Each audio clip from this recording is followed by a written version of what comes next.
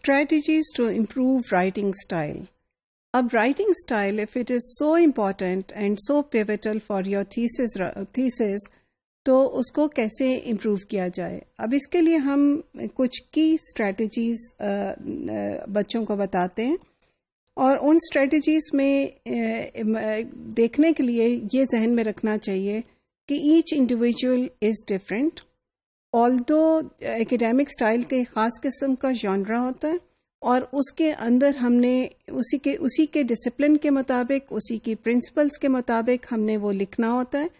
لیکن پھر بھی ہماری کوئی پرسنل پریفرنسز ہوتی ہیں، جیسے ایکٹیو وائس کی، پیسو وائس کی، یا مشکل لفظ یا آسان لفظ یوز کرنے کی. وہ چیزیں، وہ اسٹریٹجیز کو آپ نے ذہن میں رکھنا ہے. Don't go for a style اور a tone that is absolutely different from your own personality. That is بہت اس سے مختلف لکھنے کی کوشش نہ کریں، کیونکہ وہ بہت زیادہ کامیاب نہیں ہوگی چیز. لیکن having said that, that does not mean کہ you can deviate from the academic style of a thesis. آپ کو کوئی بیچ کا راستہ بیچ میں سے ضرور نکالنا ہے. سو ایک جو بہت strong advice, and I can not possibly emphasize it less, is write from an outline. Out line کو آپ یہ سمجھیں کہ آؤٹ لائن میری ایک آرگیومنٹ کا ایک میپ ہے.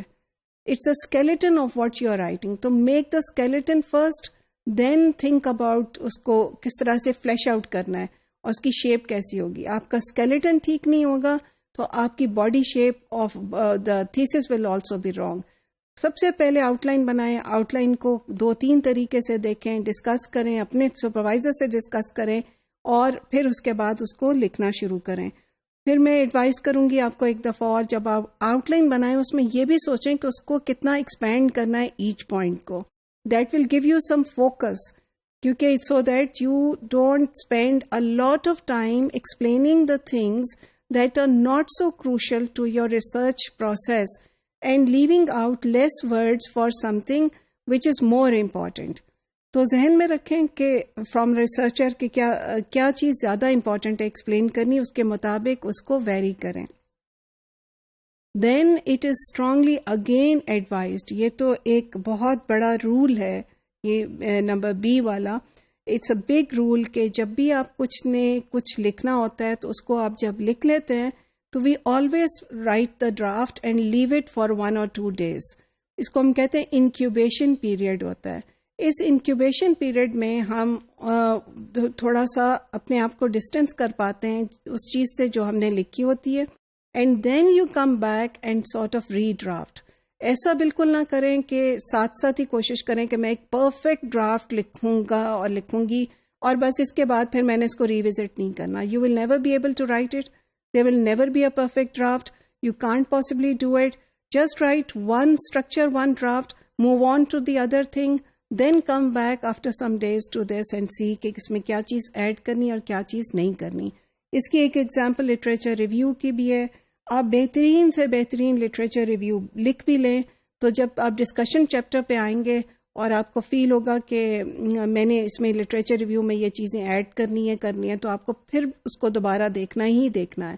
اسی طرح سے انٹروڈکشن کا چیپٹر آپ پہلے بھلے جتنی دفعہ لکھیں، آپ کو ہر صورت اس کو دوبارہ سے کنکلوژن کے بعد کرنا ہے. تو just write it once, incubate it, چھوڑ دیں تھوڑی دیر کے لیے، اور پھر بعد میں اس کو واپس آ کے ٹھیک کریں. Another very useful technique is to ask a colleague to review and critique the draft. اپنا کسی دوست کو دیں، اسے کہیں کہ بتائے گا، اس کے اوپر کرے کہ کون سے اسپیکٹس ہیں جو کلیئر نہیں ہیں. کئی دفعہ ہوتا ہے کہ آپ نے اتنا بڑا تھیسس پیس آف ورک لکھا ہوتا ہے، آپ نے فائنڈنگ لکھی، اس کا انالیسس ہی نہیں فار انسٹنس لکھا، یا انالیسس لکھا تو انالیسس میں کوئی اور ہی بات کر رہے ہیں اور وہ باقی کی چیزوں سے میچ نہیں ہو رہی. Take my word for it, when you are writing the thesis you can't possibly even see what you are doing. آپ بہت زیادہ اس میں انگراسڈ ہوتے ہیں. تو it is important for somebody with fresh eyes to look at your thesis and talk about it. یہ بہت امپورٹنٹ ایک اسٹیپ ہے. اینڈ آخری بات، again it really helps to think of the audience. آپ کا جتنا مرضی دل کرے کہ میں اس کے اندر کوئی اچھی سی چیز ڈال دوں اس میں کوئی اس کو خوبصورتی کے لیے اس کی بڑھ جائے گی, اس کی کوئی ویلیو بڑھ جائے گی, اس میں کوئی ایڈ کر دوں اگر ایک شعر یا کچھ. Think of the audience. Who is the audience? Audience آپ کا آپ سے زیادہ ایجوکیٹڈ ہے اس فیلڈ کے اندر, اس کو کچھ چیزیں پتہ ہوں گی, کچھ چیزیں نہیں پتہ ہوں گی. تو there is something like assumed knowledge. جو چیز آپ سمجھتے ہیں آپ کے ایگزامینر کو پتہ ہوگی, اس کو کم ایکسپلین کریں. جو چیز آپ کو لگتا ہے کہ وہ اس کو سیکھ سے پتہ تو ہوگی اور وہ اس میں آپ کا ڈفرینس آف اوپینین ہو سکتا ہے, اس کو زیادہ ایکسپلین کریں. So think of the audience when you are putting in the material, and think of the purpose. What is the purpose of your thesis? وہ پرپز کی بات ذہن میں رکھیں جو ہم نے شروع میں بات کی تھی. What is the function of a thesis? Purpose یہ ہے, آپ نے یہ دکھانا ہے اپنے تھیسس میں کہ you were able to integrate, review literature, synthesize information, explore a specific issue, and then integrate it within the larger literature review and indicate areas of specific further research. So do that precisely.